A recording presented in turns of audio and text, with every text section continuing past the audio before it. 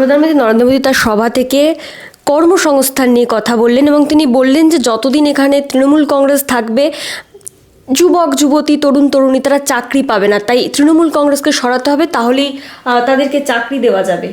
প্রধানমন্ত্রী কিছুদিন আগে বলেছিলেন এ রাজ্যের ডেমোগ্রাফি পাল্টে যাচ্ছে। এখন বললেন কর্মসংস্থানের কথা, কারণ কর্মসংস্থান নেই। কিসের ক্ষেত্রে তিনি দুটো কথা বললেন। একটা বললেন ঘুষপেটিয়া তারা আসছেন এবং পরিষ্কার করে দিলেন। দেখুন, যখনই ঘুষপেটিয়ার কথা প্রধানমন্ত্রী বলছেন, আসলে শুনতে খারাপ লাগলেও তিনি অমিত শাহের ব্যর্থতাকে স্বীকার করে গেলেন। অর্থাৎ অমিত শাহ এবং তার মন্ত্রক, স্বরাষ্ট্র মন্ত্রক পুরোপুরি ব্যর্থ হয়েছে। কারণ যারা আসছেন এখানে তারা কিভাবে আসছেন? মমতা বন্দ্যোপাধ্যায়, অভিষেক বন্দ্যোপাধ্যায় ওই বর্ডারে গিয়ে দাঁড়িয়ে থেকে বর্ডার পাহারা দেন, বিএসএফ পাহারা দেন, এবং তিনি কার আন্ডারে আছেন? স্বরাষ্ট্র মন্ত্রকের আন্ডারে আছেন। আর একটা কথা বলেছেন প্রধানমন্ত্রী, যে 50 কিলোমিটার জমি রাজ্য সরকার দেয়নি বলে আজকে এই ঘটনা ঘটছে। আপনি ভাবুন তো, আগে যখন 15 কিলোমিটার জমি ছিল, এটা 50 কিলোমিটার জমি কবে চাইলো 2015 সালে। তার আগে এখানে অনুপ্রবেশ ঘটেনি। তাহলে সেই অনুপ্রবেশের দায় কার? যখনই অনুপ্রবেশ ঘটুক না কেন, তার আগে বা পরে যারা কেন্দ্রীয় সরকার, স্বরাষ্ট্র মন্ত্রক তাদের অধীনে থাকে। অর্থাৎ আজকে যখন আবার তিনি বলছেন, প্রথম কথা হচ্ছে যে একজনও ঘুষপেটিয়া দেখাতে পারবেন কিনা সন্দেহ হচ্ছে আমাদের মনে। কেন? আমরা ঘর পোড়া গরু, সিঁদুরে মেঘ দেখলে ডরাই। তার কারণ বিহারে ঘুষপেটিয়ার কথা বলে একজনও ঘুষপেটিয়া দেখাতে পারেনি। পশ্চিমবঙ্গে কি পারবে? 14ই ফেব্রুয়ারি পর্যন্ত আমাদের অপেক্ষা করতে হবে। আর যতবার বলবে অনুপ্রবেশের কথা, যতবার বলবে যে এই ঘুষপেটিয়ার কথা, ততবার একবার করে স্মরণ করে দিয়ে যাবে যে অমিত শাহের ব্যর্থতার কথা বলে গেলেন প্রধানমন্ত্রী নরেন্দ্র মোদী। কিন্তু সেই কর্মসংস্থান প্রসঙ্গে এটা তো সত্যি যে এ রাজ্যের তরুণ তরুণী যারা পড়াশোনা করছে, যারা উচ্চশিক্ষা করছে, তারা চাকরি পাচ্ছে না। দিনের পর দিন তারা চেষ্টা করছে, কোনো সরকারি পরীক্ষা দিচ্ছে তারা চাকরি পাওয়ার জন্য, কিন্তু কোথাও গিয়ে পাচ্ছে না, রেজাল্ট আউট হচ্ছে না, বা সেটা নিয়ে মামলা হয়ে যাচ্ছে। তো দিনের পর দিন এটা তো সত্যি, মানে যে এই যে অভিযোগ যে তৃণমূল কংগ্রেস থাকলে এখানে তরুণ তরুণী তারা চাকরি পাচ্ছে না, এই অভিযোগ তো তাহলে কোথাও গিয়ে সত্যি। দেখুন, একটা কথা, যে চাকরির যে আসল সিনারিওটা সারা ভারতবর্ষে খারাপ, আমি তার সঙ্গে পশ্চিমবঙ্গের তুলনা করছি না। কিন্তু পশ্চিমবঙ্গে বেশ কিছু ক্ষেত্রে, বিশেষত স্কুলের চাকরির ক্ষেত্রে অভিযোগ উঠেছে তৃণমূল নেতাদের বিরুদ্ধে। তাদের বিরুদ্ধে তদন্ত চলছে, তাদেরকে জেলে কাটাতে হয়েছে। তারা ভারতবর্ষের সংবিধান অনুযায়ী, আইন ব্যবস্থা অনুযায়ী জামিন পেয়েছে। এইখানেই সাধারণ মানুষের মধ্যে প্রশ্ন রয়েছে, কারণ এই তদন্তটা করছে একদম কেন্দ্রীয় এজেন্সি সিবিআই। এবং আজকে তারা যখন জেলের বাইরে, তাহলে কি সিবিআইও তাদের কোনো পানিশমেন্ট দিতে পারছে না? আসলে দেখুন, এর পরেও কিন্তু স্কুল সার্ভিসে 9, 10 এবং 11, 12 তাদের সুপ্রিম কোর্টের নির্দেশ অনুযায়ী আবার পরীক্ষা হয়েছে, তাদের ইন্টারভিউ হয়ে গেছে, তারা অনেকে আবার নতুন করে জয়েন করে গেছে। অর্থাৎ চাকরির যে সম্ভাবনা সেটা তৈরি হচ্ছে, যে ভ্যাকিউমটা তৈরি হয়েছিল সেটা আইনগতভাবে আস্তে আস্তে কাটছে। এই আইনগত যে ভ্যাকুয়াম তৈরি হয়েছিল, এর দায় কিন্তু একেবারে দল বা তৃণমূল কংগ্রেস এড়াতে পারে না। কিন্তু এটাও তো ঠিক যে সেখান থেকে বেরিয়ে এসে আজকে নিয়োগ হচ্ছে, এবং নিয়োগের যে জট ছিল সেই জটগুলো আস্তে আস্তে কেটে যাচ্ছে। এবং আজকের যেটা আমরা দেখলাম যে প্রধানমন্ত্রী নরেন্দ্র মোদী তার সভাতে, আগে যখন তিনি আসতেন তখন দেখতাম যে এই হিন্দু হিন্দু ভাই ভাই এই সমস্ত স্লোগান দেখা যেত, শোনা যেত। কিন্তু আজকে সেই সমস্ত কিছু শোনা গেল না। আজকে বরঞ্চ শিল্প নিয়ে কথা বললেন, সংস্কৃতি নিয়ে কথা বললেন, কর্মসংস্থান নিয়ে কথা বললেন। তার মানে কোথাও কি বিজেপি বুঝতে পেরেছে যে এ রাজ্যে এই ধর্ম নিয়ে ভেদাভেদ করে আদতে ভোটে জেতা যাবে না বা আসনও বৃদ্ধি করা যাবে না?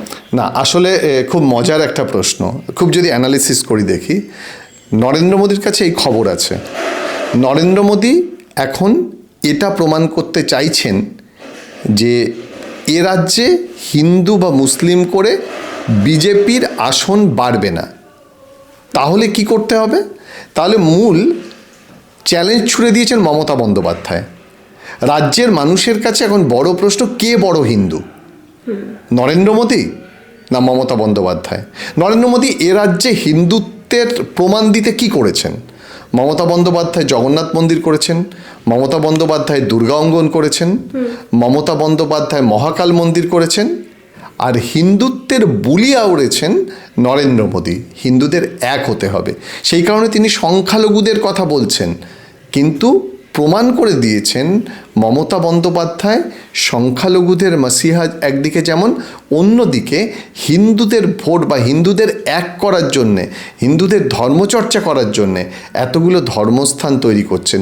সুতরাং ভোটের অ্যাডভান্টেজ যদি হয়, নরেন্দ্র মোদী এটা বুঝে গেছেন, সেই হিন্দুত্বের কথা বললে সেই ভোটগুলো আসলে আস্তে আস্তে মমতা বন্দ্যোপাধ্যায়ের দিকে আরও বেশি কনসেন্ট্রেট করছে। তার মানে স্যার এই যে দুর্গাঙ্গন, মহাকাল মন্দির, এগুলো আদতে মমতা বন্দ্যোপাধ্যায় যেটা বিজেপি বারংবার হিন্দু হিন্দু বলে নিজেদের ভোটটা তাদের দিকে টানছিল, সেটা ধরে রাখতেই মমতা বন্দ্যোপাধ্যায় এগুলো করলেন। আমি একটু আগে বলছিলাম মমতা বন্দ্যোপাধ্যায় মানুষের পালস বোঝেন, তাদের কালচার বোঝেন, কারণ মমতা বন্দ্যোপাধ্যায় মাটি থেকে রাজনীতি করেছেন, মাটিতে আঁকড়ে পড়ে। এই যে ইডির ঘটনাটা দেখলেন, কেন মমতা বন্দ্যোপাধ্যায় এই পারফরমেন্স? কোনো বল মাটিতে পড়তে দিচ্ছে না, সব মাঠের বাইরে। কারণ সেখানে মমতা বন্দ্যোপাধ্যায় বিরোধী দলনেত্রী, কেন্দ্রীয় সরকার যখন ইডিকে পাঠাচ্ছে, তার বিরোধী দলনেত্রী হিসাবে মমতা বন্দ্যোপাধ্যায় ভয়ঙ্কর। তিনি তার যুক্তি সাজিয়েছেন, তিনি কাজ করেছেন, ইডি দাঁড়িয়ে দাঁড়িয়ে দেখেছেন, ইডি কেন প্রতিরোধ করেনি। ঠিক তেমনভাবে আমাদের এ রাজ্যে যখন তিনি মন্দির তৈরি করছেন, তখন ওই মানুষের পালসটা বুঝতে পাচ্ছেন যে হিন্দুদের সংস্কৃতিকে, ধর্মকে রক্ষা করতে হবে। শুধুমাত্র যারা সংখ্যালঘু আছে তাদের উন্নয়নের কথা বললেই হবে না, কারণ বিরোধীরা বারবার বলে এ সরকার নাকি সংখ্যালঘুর সরকার। মমতা বন্দ্যোপাধ্যায় ওই ন্যারেটিভস ভাঙতে চাইছেন। আসলে মমতা বন্দ্যোপাধ্যায় সবার সরকার, একদিকে হিন্দু, একদিকে সংখ্যালঘু, তাদের সবার মানে বিপদ থেকে উত্তরণের পথ দেখাচ্ছেন এবং প্রত্যেকের ধর্মচর্চার জায়গা তৈরি করে দিচ্ছেন। ধর্মনিরপেক্ষ ভারতবর্ষের এটাই বৈশিষ্ট্য, সেটা বহন করছে এতদিন যেটা করত কংগ্রেস এবং বামেরা। স্যার, প্রধানমন্ত্রী নরেন্দ্র মোদী যেটা বললেন যে মহা জঙ্গল রাজ চলছে এবং সেই জঙ্গল রাজের পতন দরকার। এই জঙ্গল রাজ বলতে কি বেলডাঙ্গা বা সংখ্যালঘুরা যেভাবে অত্যাচারিত হচ্ছে বা বেলডাঙ্গায় যে ঘটনা দেখছি, এগুলোকে বোঝাতেই বললেন এ কথা? মহাজঙ্গলরাজ বলার কারণ, তার আগে বলি জঙ্গল রাজ। এই জঙ্গল রাজ শব্দটা আসলে বিহার থেকে কয়েন করা। লালুর শাসনকে জঙ্গলরাজ বলে আমরা ভারতবর্ষে জানতাম। সেখান থেকে সুশাসন কুমার, নীতিশ কুমার, তিনি এসে উত্তরণ করলেন, বিহারের মানুষকে মুক্তি দিলেন, অর্থাৎ আইন শৃঙ্খলার দিক থেকে বিহারে সুশাসন প্রতিষ্ঠিত হলো। তিনি পশ্চিমবঙ্গের মমতা বন্দ্যোপাধ্যায়ের সরকারকে লালুর সরকারের থেকেও খারাপ বলছেন। এইখানে একটা রাজনৈতিক অদূরদর্শিতার পরিচয়। যদি কোনো রাজনীতিবিদ বা রাজনীতি সচেতন মানুষ লালুর সরকারের সঙ্গে মমতার সরকারের তুলনা করে, তাকে বুঝতে হবে সে ভারতবর্ষের রাজনীতিই বোঝে না, আর আঞ্চলিক রাজনীতি তো বোঝেই না।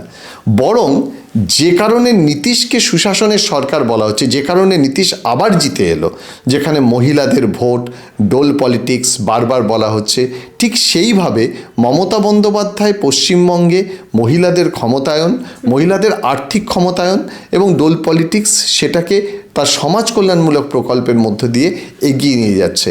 তাই যখনই বলা হচ্ছে যে জঙ্গল রাজ, কিন্তু সেই জঙ্গল রাজের ইম্প্যাক্ট মানুষকে বোঝাতে পারবে না, বাংলার মানুষ অত তাড়াতাড়ি বুঝবে না। তবে এটা নয় যে আইনগতভাবে কোথাও কোথাও বিচ্যুতি হয়নি, বিচ্যুতি হয়েছে, যেমন বেলডাঙ্গার ঘটনায় আইনের বিচ্যুতি হয়েছে। সুতরাং সেইগুলো একটা বড় রাজ্যের ক্ষেত্রে থাকলে সংশোধন করে নেওয়ার। আপনি জানেন যে অভিষেক বন্দ্যোপাধ্যায় কালকে বলেছে মঞ্চের উপর থেকে, কোনোভাবে কোনো দলের যারা এর সঙ্গে জড়িত, পুলিশ বা প্রশাসন, কোনো মতে যাতে তাদেরকে প্রোটেকশন বা নিরাপত্তা দেওয়ার চেষ্টা না করে। সুতরাং আইনের পথে চলবে। সেই জায়গা থেকে আইনগতভাবে পশ্চিমবঙ্গের এই মুহূর্তের পরিস্থিতি আর বিহারের লালুর যে শাসনের পরিস্থিতি এক করে দেওয়া মানেই একটা প্রথমেই ভুল করে দেওয়া। এবং বিহারের প্রসঙ্গও তিনি টেনেছিলেন যে এই বিহারে যেভাবে এনডিএ পতন ঘটিয়েছে বিহারের ওই জঙ্গল রাজের, এবং এই বাংলায়ও সেটা হবে, বিজেপি সেটা করবে। না, বিহারের পরিস্থিতির সঙ্গে বাংলার পরিস্থিতি একেবারে আলাদা। কারণ বিহারের অর্থনীতি বাংলার অর্থনীতি এক নয়, বিহারের দাবি আর বাংলার দাবি এক নয়। তবে যদি তিনি বিহারের সঙ্গে তুলনা করেন, তাহলে বুদ্ধিমানের মতো তাকে এটা স্বীকার করা উচিত ছিল, বিহারে যে কারণে নীতিশ কুমার ক্ষমতায় এসছেন, পশ্চিমবঙ্গে সেই কারণেই মমতা বন্দ্যোপাধ্যায়ের আবার ক্ষমতায় আসা উচিত। কি মনে হয় স্যার, এই যে বারংবার ভোটের আগে আমরা দেখি যে নরেন্দ্র মোদী প্রধানমন্ত্রী তিনি বারবার এ রাজ্যে আসেন এবং সেটা আবারও শুরু হয়ে গেছে, এবং কোনো একটা জায়গায় গিয়ে ভাবা হচ্ছিল যে সিঙ্গুরে এলে কিছু একটা তিনি বলবেন বা কৃষকদের জন্য কোথাও গিয়ে বিজেপির পালে হাওয়া লাগতে পারে, এবং আজকের যা হলো তাতে দেখা গেল যে সিঙ্গুরের মানুষ তারা আশাহত হলেন, এবং পরবর্তীতে ভোট প্রায় চলেই এসছে। তো সব মিলিয়ে কি মনে হয় যে পরিস্থিতি কোন দিকে যেতে পারে? বিজেপি কি সত্যি তাদের পালে এই কর্মসংস্থান, মানে এই হিন্দু হিন্দু ভাই ভাই বা জাতিগত যে ভেদাভেদ সেটা থেকে সরে গিয়ে এখন তারা যেভাবে কর্মসংস্থান শিল্প নিয়ে কথা বলছে, তাতে কি সত্যি বাংলার মানুষ কোথাও গিয়ে তাদেরকে ভরসা করতে পারে আগামী দিনে? ভরসার জায়গা এখনো তৈরি হয়নি। তবে সত্যিই যদি এটা হয়, বিজেপি তার ধর্মের লাইন থেকে সরে আসে বা অনেক বেশি সফট হয়, তাহলে এ রাজ্যের মানুষের ভালো। যদি কর্মসংস্থান ইস্যু হয় তাহলে এ রাজ্যের মানুষের ভালো, যদি শিল্প ইস্যু হয় এ রাজ্যের মানুষের ভালো। কিন্তু সেটা তো করতে পারছেন না। আপনি ভাবুন, পশ্চিমবঙ্গে তৃণমূল কংগ্রেসের মুখ মমতা বন্দ্যোপাধ্যায়, কিন্তু ভারতীয় জনতা পার্টির রাজ্যে কোনো মুখ নেই। বারবার কেন্দ্রীয় নেতৃত্বের এসে ভোট প্রচার করতে হচ্ছে, রাজ্যের মানুষের লড়াইয়ের কথা বলতে হচ্ছে, বাংলার মনীষীদের টেনে আনতে হচ্ছে, কারণ মনীষীরা তাদের কাছে এখন স্কেপবোর্ড, তাদের মাধ্যমে ভোট বৈতরণী পার হওয়ার চেষ্টা করছে। এটা বাংলার মানুষ ভালোভাবে দেখছে না।